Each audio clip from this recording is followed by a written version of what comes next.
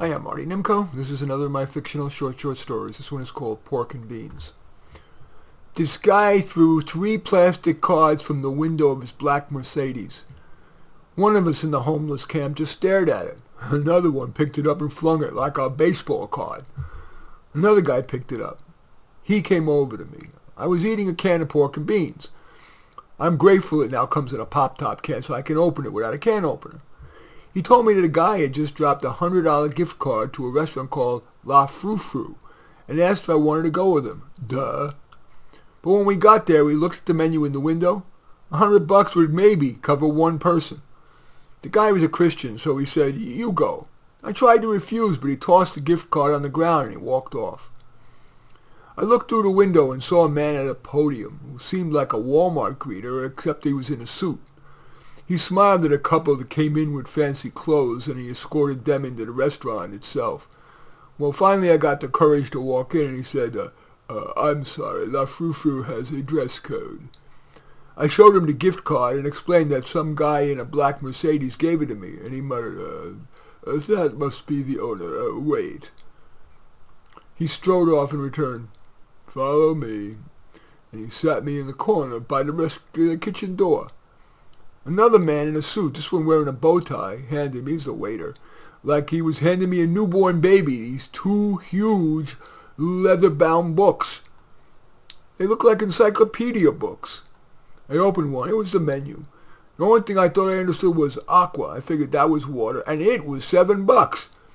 Other stuff was like terrine de canard, $52, and Foie de veau au Porto, $32. Did that mean like with port?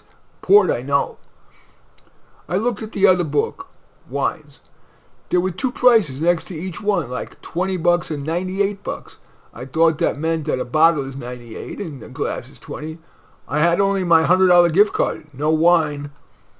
The waiter came over and asked, "Would you like a cocktail to start?" I said, no. He said, "May I take your order?"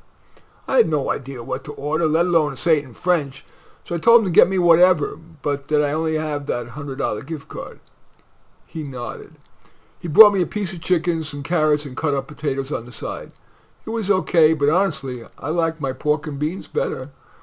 After, he brought me a scoop of vanilla ice cream with bits of almond on top. Now, it was good. He brought me the bill, $96.55. I realized that I'm supposed to tip him, so I gave him the $100 gift card and told him to keep the rest. I knew that was too small a tip, so I reached into my pocket and said, "Don't worry about it. Thank you for coming to La Frou-Frou." I was intrigued by the whole thing. It was a world I knew nothing about, and everyone there seemed so comfortable, and I said to him, "Could I get a job here, like in the kitchen?"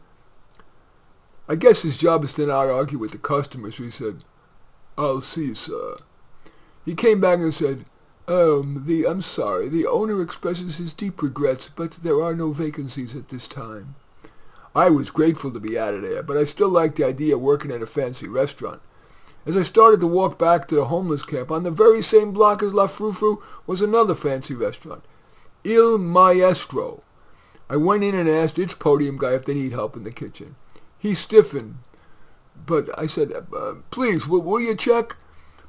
He sighed and he went off. When he came back, he said, "Well, occasionally we need substitute dishwashers. If you like, leave your phone number, and if we need you, we'll call you." I explained I have no phone, but that I would come back every morning and see. He pursed his lips, and I walked out. I kept my promise, and on the 4th day, I guess seeing I was reliable, some other guy told me to come back to the kitchen. Long story short, after a year, I became what they call a sous chef. Yeah, that means I mainly cut up vegetables, but still. And I make enough money to move from the camp to a small apartment. I went back to the camp to thank the guy for letting me be the one to go to La Frou-Frou. I wasn't sure he'd be there, but there he was, eating a can of Spam. I couldn't bring myself to go up to him.